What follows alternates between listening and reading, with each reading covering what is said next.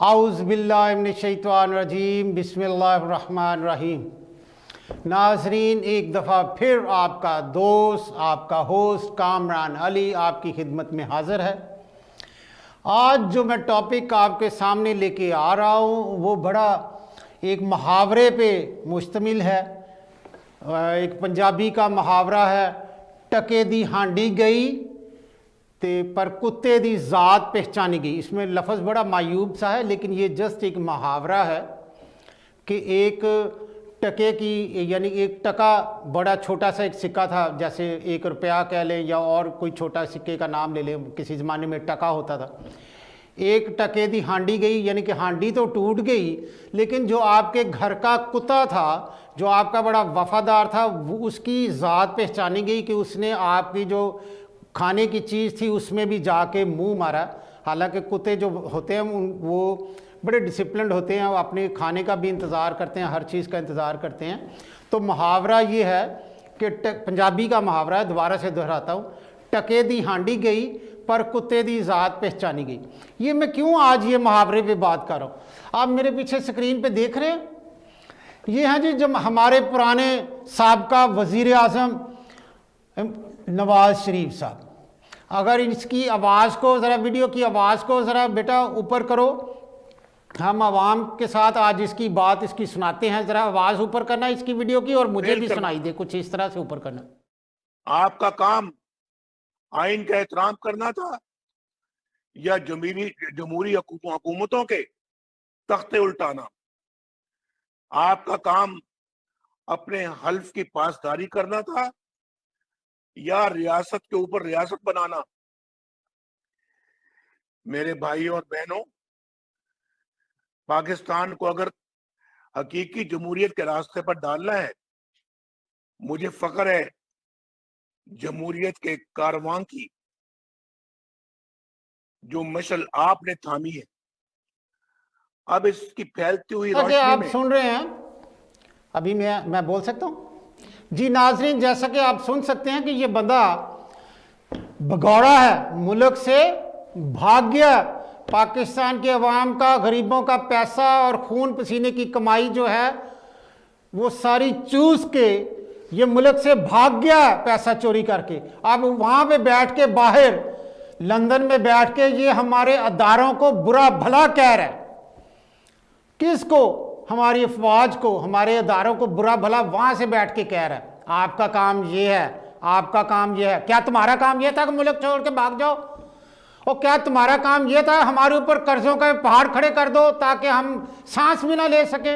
ये तुम्हारा काम था ना, ये तुमने किया ना। हमारी अवाम को अब आंखें खोलनी चाहिए कि हमारे जो अपने कौन है और गैर कौन है। ये इसी चीज़ को मैं, ये सेनेट का जो इलेक्शन हुआ उसकी तरफ आप बेटा वो तस्वीरें ज़रा जो फ्लिप करो बैक साइड पे, जो है जो सेनेट का इलेक्शन हुआ, आपने वहाँ पे देखा क्या सूरत हाल है। जो पीडीएम के इत्तेहादी जो थे, उनके उम्मीदवार वो चंद वोटों की जो थे वो ज़्यादा लेके वो साहब वो जीत गए। वो क्यों जीत गए? ये तस्वीरों को फ्लिप करते जाओ। वो इसलिए जीत गए, ये साहब जो हार चोर थे ना, जो हार चोर जो बैठा पीछे, ये इसकी हालत देखें, ये हार चोर है। इसके बेटे, इसके जो बेटे थे वो भी उनकी वीडियोस सरेआम लोगों ने देखी कि वो लोगों को बता रहे हैं कि वोट तुमने ज़ाया कैसे करना। अगर तुमने हमें वोट नहीं देना फिर वोट ज़ाया कैसे करना। तो बात ये नहीं कि ये जीत गए, सिर्फ मैं अपने वो मुहावरे की तरफ लेके आ रहा हूँ। बात यह है कि अवाम को पता चल गया कि तुम्हारी औकात क्या है। हांडी तो टूट गई पर कुत्ते की औकात का पता चल गया। जो 30-40 साल से आप लोग हमारे ऊपर हुकूमत कर रहे थे और मोस्ट ऑफ द टाइम आप लोग एक दूसरे को गालियां देते थे। जो नवाज शरीफ गाली देता था तो वो जाके पीपल्स पार्टी वाले को गालियां देता था, वो बेनज़ीर हो, वो भट्टो का पूरा ख़ानदान हो, और वो ख़ानदान उठता था और इनको जाके गालियां देता था और एक दूसरे को हमेशा चोर कहते थे, एक दूसरे के पेट फाड़ने की बातें करते थे, एक दूसरे की औरतों पे गलत अल्फाज इस्तेमाल करते थे। और वो आज क्यों इकट्ठे हैं? क्योंकि आज उन दोनों चोरों का एहतजाब करने वाला कोई आ गया। आज इमरान खान आ गया, आज इमरान खान आ गया। और ये देखो, ये जिसकी तस्वीर आ रही है, ये देखें, ये अपने आप को मरियम नवाज भी लीडर समझती है। इसकी मशीन इतनी तेज है, 4-4 महीने में बच्चे पैदा करती है। इतनी मशीन तेज वाली औरत अब पाकिस्तान पे हुक्मरानी करने का ख्वाब देख रही है। आंखें खोलने की जरूरत है। सारे लोग इतने बेवकूफ नहीं हैं, हम सब इतने बेवकूफ नहीं हैं कि ये लोग बातें करते जाएं और हम अपने। अब इन लोगों ने क्या किया है, ये जो माफिया है, ये जो माफिया, ये सारे माफिया है। इन्होंने पैसा, हमारा पैसा खा के अमीर हो गए। इन्होंने सारी जिंदगी हलाल की कमाई देखी नहीं, खाई नहीं। ये हलाल की नस्ल कैसे इनकी होगी? हाँ जी। तो ये लोग अब हमारे ऊपर हुकूमत इसी तरह करते जा रहे हैं। पहले बाप था, अब बेटी आ गई है। लेकिन कहने की बात क्या, चोरी को भी चोर चोरी भी करके और वो दंदना रहे हैं। सारों के सामने चोरी करके इलेक्शन जीता है और उसके बावजूद फख्र महसूस कर रहे हैं। और शर्म नाम की तो चीज ही खत्म हो गई हमारे निजाम से। शर्म, चोरी करते हैं, खुश होते हैं। वो चोर को अब हार पहनाए जाते हैं। वो असेंबली से सीट जीते बता के कि हमने ये चोरी किया, हमने ये धोखा किया, हमने ये फ्रॉड किया, फिर भी कह रहे हैं कि जमहूरियत जीत गई। वो इसको जमहूरियत कहते हैं। इसको जमहूरियत, अगर यही जमहूरियत है तो लानत है ऐसी जमहूरियत पे। और मैं बार बार अपनी कौम को कहता हूँ, ये बिरयानी के पीछे मरने से अच्छा है कि आप इनको देखना, इनके पीछे जाना छोड़ दें। अपने घर बैठ के देखें और इनका जायजा लें कि ये किस तरह मुल्क को इन्होंने तबाह किया। और अगर आप आज ये कहते हैं कि इमरान खान की वजह से महंगाई है, तो उसके पीछे महंगाई करवाने वाले ये लोग हैं। ये हैं ज़ख़ीरा अंदोज़, जो कभी आटा चीनी को पीटीआई पे इल्ज़ाम लगाने वाले ये लोग हैं। ये खुद ये ज़ख़ीरा अंदोज़ी करते हैं, ये खुद ये चोरियां करते हैं और छुपाते हैं, और ताकि मुल्क में हिजान की सूरत हाल पैदा हुई रहे। हर वक्त इमरान खान की हुकूमत में कुछ ऐसा परेशान करके रखो कि अवाम भूल जाए कि वो चोर थे पीछे वाले। सिर्फ इस नज़रिए को लेके तो ये हुकूमत दोबारा से हुकूमत करना चाहते हैं। तो मैं नहीं समझता अवाम इतनी बेवकूफ़ है। मैं नहीं समझता मेरा कप्तान इमरान खान हार मानने वालों में शामिल हो जाएगा। वो तो एक दलेर आदमी है। वो आज भी उसने कहा कि मैं वोट ऑफ कॉन्फिडेंस लेने जा रहा हूँ, और हफ्ते वाले दिन वो असम्बली से वोट ऑफ कॉन्फिडेंस लेगा, और अल्हम्दुलिल्लाह लेगा। अगर उसने कहा कि मैं कामयाब नहीं होता, तो फिर भी मैं अपनी जंग नहीं ख़त्म हुई। अगर कोई ये सोच ले, को अपोजिशन वाला ये सोच ले कि कल वो चोरी करके, फ्रॉड करके, धोखा करके, इलेक्शन कमिश्नर को साथ मिला के, चोरी के वोट डाल के वो हुकूमत में आके बैठ के दोबारा से हमें लूट लेगा, ये उसकी भूल है। अब चोरों को घर जाना पड़ेगा।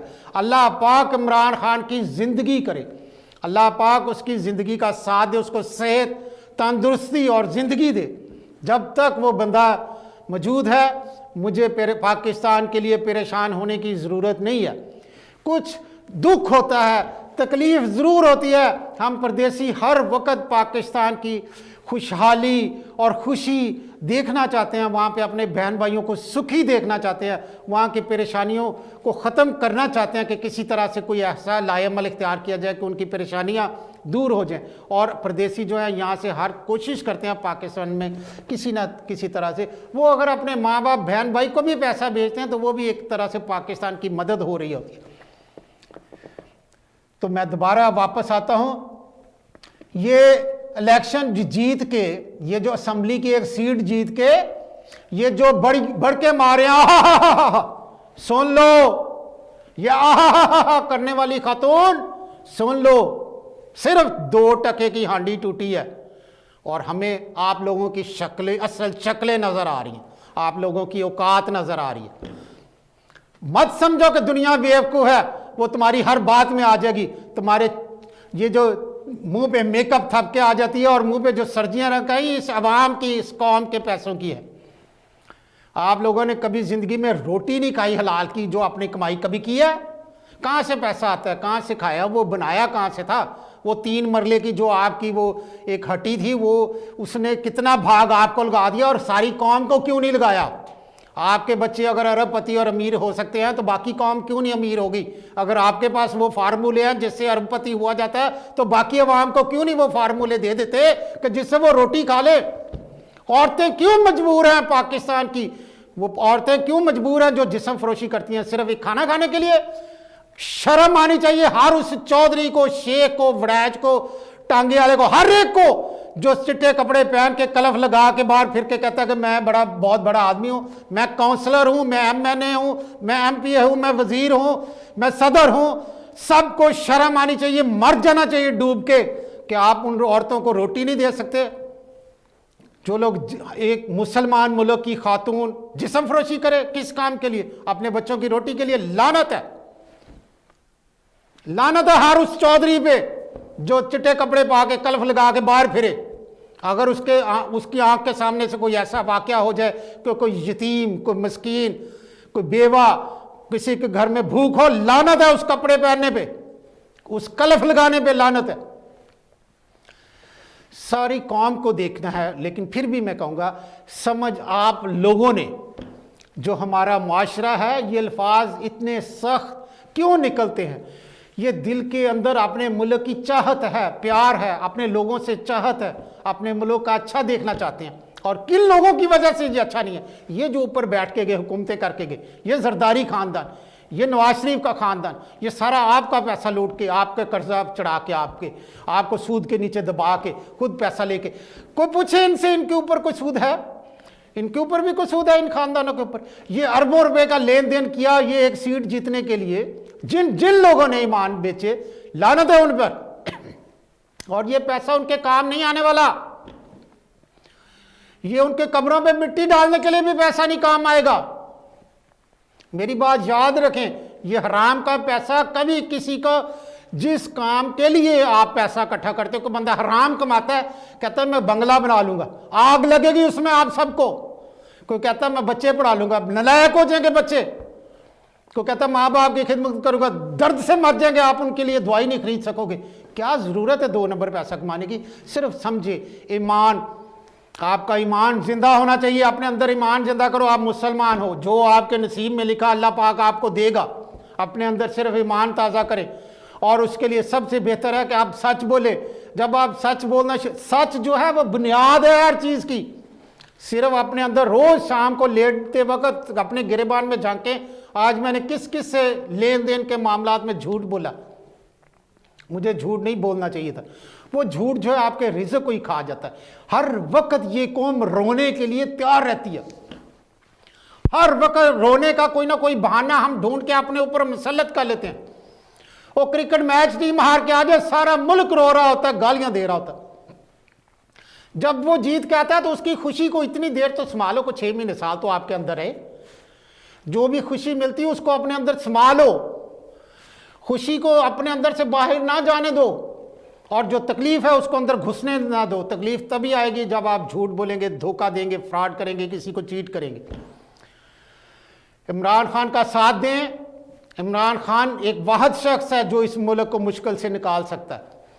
अल्लाह पाक आपका सबकी खैर करे, आप सबको ईमान दे, हिदायत दे, आपको अपने बच्चों की खुशियां देखना नसीब करे। बहुत सारी, ढेर सारी अपने पाकिस्तान के लिए दुआओं के साथ आपसे इजाज़त चाहूँगा। इंशाल्लाह दोबारा किसी और दिन फिर एक दफ़ा मुलाकात होगी, तब तक के लिए इजाज़त चाहिए। अल्लाह हाफिज़। पाकिस्तान जिंदाबाद, इमरान खान जिंदाबाद।